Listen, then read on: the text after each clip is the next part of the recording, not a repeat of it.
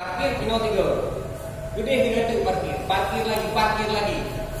Kecuali kalau moral begitu sudah bisa dihapuskan di Aceh, baru mudah kita membuat pariwisata yang maju. Jadi di sini ingin dikatakan bahwa saya titik nol itu tidak bisa menjadi penanda munculnya Islam pertama.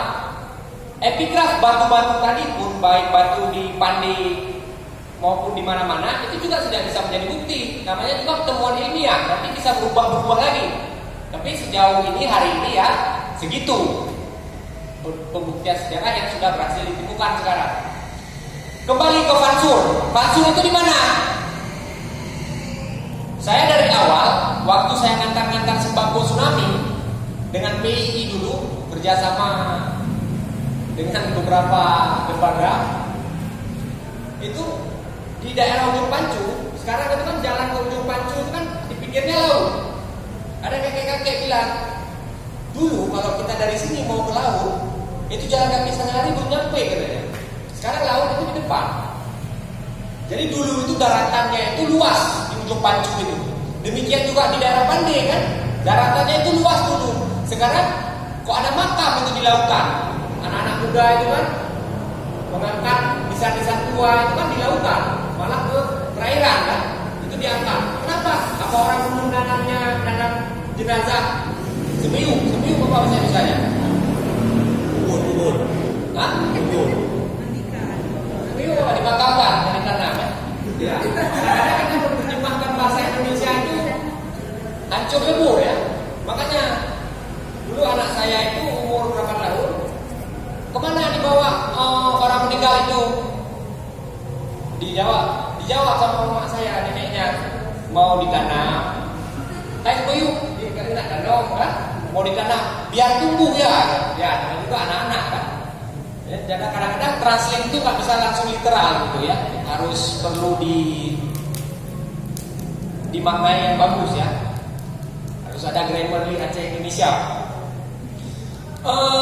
Jadi bisa kita simpulkan daerah Ujung Pancu dan daerah Pandai itu dulunya itu daratannya itu luas.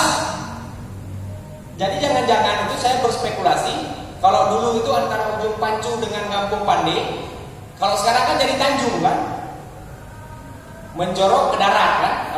Kalau dulu itu bisa jadi dia adalah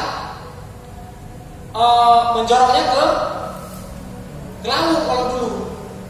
Jadi daratannya itu luas dulu. Kalau Tanjung ya terbalik ya. Kalau Tanjung itu menjorok ke ini gimana nih? Para ilmuwan Tanjung ke darat, Teluk laut. Teluk laut. Nah, berarti kalau dulu Teluk dia, sekarang menjadi Tanjung karena erupsi. Ada laporan dari Kompas, saya baca Kompas. Di Aceh agak jarang kita bisa baca Kompas karena Kompas dikirim hari Senin, hari Kamis baru nyampe. Kompas baru ada hari Kamis di sini ya. Kayaknya gitu. Saya dulu tinggal di sini nyari Kompas di situ hari Kamis baru ada. Dia singgah dulu mungkin dia naik ke Entok. Makanya 3 hari 3 malam baru nyampe kemari. Jadi kita baca Kompas baru bisa hari Kamis.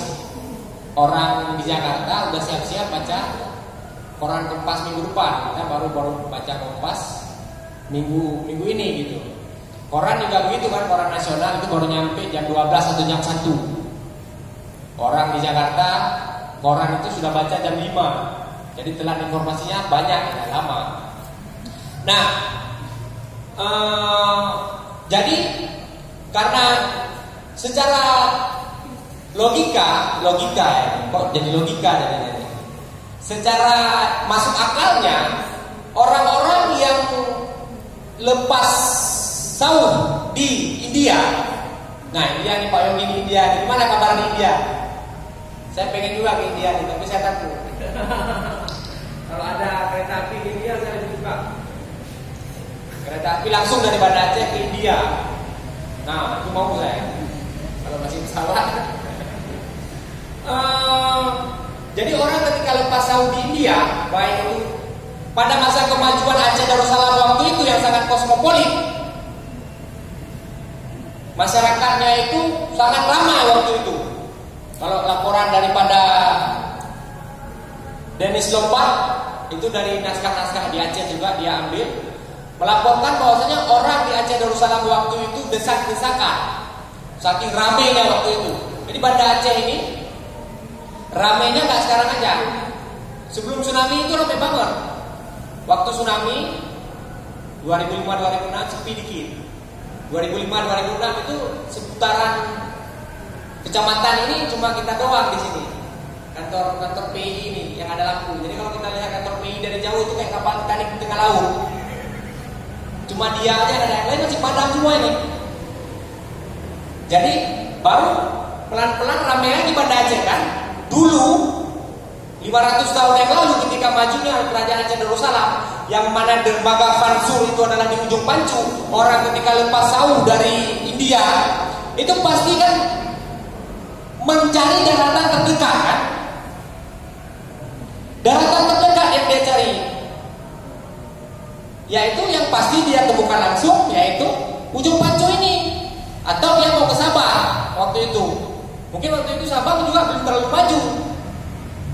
Tetapi yang pasti maju ya daratan luas kan, yaitu di Fansur ini, di ujung Pancu. Sebelumnya, sebelum Aceh Darussalam, sebelum pernah maju daerah Lamuri. Jadi kemajuan ini berpindah-pindah, tetapi yang pasti orang mencari yang paling dekat. Dan paling dekat waktu itu adalah ketika masa Aceh Darussalam berkuasa, itu pasti yang paling dekat itu ya ujung Pancu ini kalau kita lihat dari peta, dari India. Nah, itu karena waktu itu yang menguasai adalah Aceh Darussalam. Sebelumnya dikuasai oleh Pasai. Lalu Pasai itu takluk pertama dihajar oleh kerajaan Majapahit. Lalu dihajar oleh Portugal, dihajar lagi oleh kerajaan Aceh Darussalam. Tapi katanya nggak dihajar kalau oleh Aceh Darussalam, yaitu dibantu. Karena sama-sama Aceh mungkinnya dibantu. Ya itu kan bahasa-bahasa kita juga, konstruksi. Tapi kan waktu itu antara Pasai dengan Aceh Darussalam kan negara yang berbeda waktu itu. Jadi ketika diakuisisi atau ditaklukkan oleh Aceh Darussalam, Pasai itu, lalu yang maju adalah kerajaan Aceh Darussalam, yang mana bisa kita katakan dermaga besarnya itu atau pelabuhan besarnya itu pastinya yang dekat dengan pusat kerajaan. Kenapa kita katakan demikian? Karena Hamzah Fansuri itu dalam syair-syairnya atau dalam ajaran-ajarannya mengatakan kritiknya yang sangat kuat terhadap kekuasaan. Jadi penguasa itu terlalu lalim katanya. Sehingga kita harus mawas diri terhadap kekuasaan. Jadi bagaimana Hamzah Fansuri mampu merekam kekuasaan yang zalim? Tentunya dia dekat dengan kekuasaan itu. Maksudnya dia tidak jauh dalam mengamati fenomena kekuasaan di situ. Tentunya dia tidak mungkin dia berada di tempat yang jauh atau di singkil. Dia misalnya bisa tahu tentang kondisi geopolitik di dalam dunia, pusat kerajaan Aceh Darussalam. Atau dia berada di Baru sana, tapi dia tahu kondisi geopolitik atau konflik-konflik internal di dalam kerajaan. Dia pasti dekat dengan sini. Makanya dia disebut dengan Hamzah Fansuri. Dia tinggal di sekitaran Fansur, berkarir di sana, mengajar di sana. Kemudian dia tidak jauh daripada istana kerajaan, sehingga dia memahami kondisi kerajaan, sehingga bisa mengingatkan masyarakat dan sebagainya tentang persoalan kezoliman kekuasaan. Meskipun ada beberapa raja yang dia apresiasi sebagai raja yang baik, tetapi dia juga mengingatkan bagaimana ada kekuasaan-kekuasaan juga yang tidak baik. Jadi bisa jadi Hamzah Fansuri itu berkarir itu dalam raja-raja yang berganti. Namanya katanya Sayyidul Mukamil namanya. Tapi kan kalau cucunya Iskandar Muda, kakeknya Iskandar Muda itu kan menjadi raja pada 15 hingga 1597 kalau tidak salah. Dan pada masa itu menurut penemuan terbaru Hamzah Fansuri sudah tidak hidup lagi pada masa itu, karena Hamzah Fansuri temuan terbaru mengatakan seperti yang dilaporkan oleh Karl Koester, itu dia sudah meninggal pada tahun 1527. Sementara kakeknya Iskandar Muda itu 1597. Jadi sudah dekade ke-9 abad ke-16. Hamzah Fansuri sudah meninggal di dekade kedua abad ke-15. Jadi jauh sekali ajaran Hamzah Fansuri antara Hamzah Fansuri dengan kakeknya Iskandar Muda, apalagi dengan Iskandar Mudanya sendiri. Karena kalau menurut Abdul Hadi PM, memang sudah sangat lama jarak antara Samsuddin Al-Sumatrani dan Hamzah Fansuri, sehingga ajaran Samsuddin Al-Sumatrani bisa sangat nancep diajarkan, yaitu martabat 7, menggantikan ajaran martabat 5 yang diajarkan oleh Hamzah Fansuri. Samsuddin Al-Sumatrani walaupun banyak menyerang ajaran Hamzah Fansuri, tetapi dia lebih sering cenderung mengajarkan ajaran martabat 7 yang diwariskan oleh Abdul Karim Al-Jili. Al-Burhanpuri ya.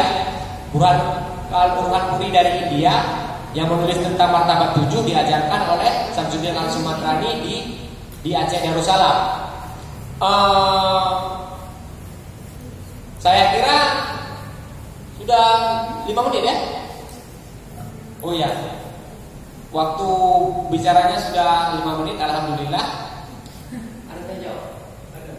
Oh ya, sekarang kita sesi tanya jawab. Kalau bisa saya jawab sesingkat-singkat dan secepat-cepatnya. Kalau bisa pertanyaannya sebanyak-banyaknya. Karena tadi kan pembukaan, saya ini perlu kita lihat bagaimana nanti penjelasannya di tanya jawab. Saya kembalikan. Terima kasih kepada pemateri yang telah menyampaikan materinya tentang rentetan sejarah Kerajaan Aceh dan perjalanan hidup dari Hamzah Fansuri. Kemudian kami membuka sesi tanya jawab kepada Akanda dan Yunda yang bertanya.